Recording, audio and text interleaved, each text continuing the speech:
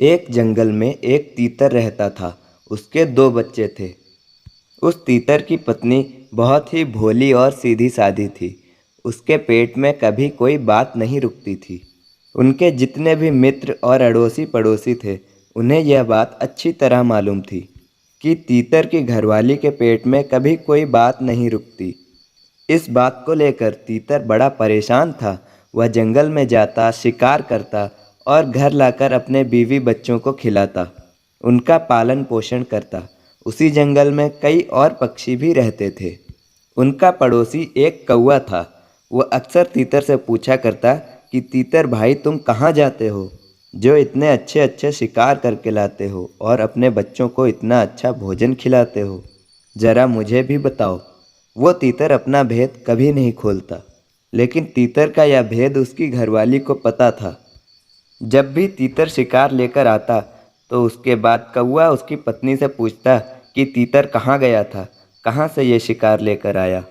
और तीतर की पत्नी वो सारी बातें कौवे को बता दिया करती। अब जिस जगह को खोजकर तीतर अपने भोजन का प्रबंध करता था, कौवा उस जगह पर अपना कब्जा जमा लेता था।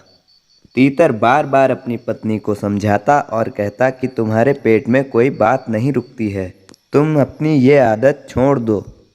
धीरे धीरे ऐसी नौबत आ गई कि तीतर को भोजन मिलना समाप्त हो गया और उन्हें दो दो दिन तक भूखे रहना पड़ता। फिर बहुत ही परेशान होकर तीतर एक गुरु जी के आश्रम में गया। साधु समझ गया कि इस तीतर के जीवन में कोई बड़ी समस्या है।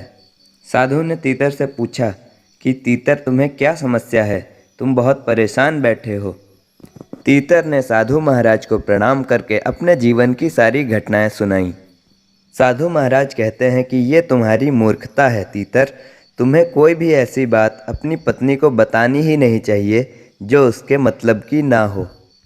जिस बात को किसी और से बताने से तुम्हारा बुरा हो जाए, ऐसी बात को हमेशा अपने तक ही सीमित रखें। और ऐसी ही 7 बातें और साधु महाराज ने तीतर से बताईं।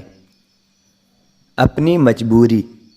अपनी मजबूरी कभी किसी को मत बताना, क्योंकि आपकी मजबूरी का हर व्यक्ति हमेशा फ़ायदा उठाएगा। अपने भूतकाल की गलतियाँ और अपने भविष्य की रणनीति, ये दोनों बातें कभी किसी से नहीं बतानी चाहिए। अपने घर की बातें कभी किसी को नहीं बतानी चाहिए।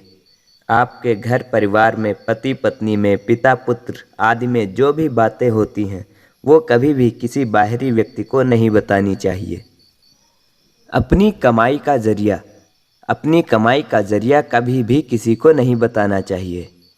आप कहाँ कहाँ से कमाई कर रहे हैं, कहाँ से भोजन का इंतज़ाम करते हैं, ये किसी को बताना नहीं चाहिए।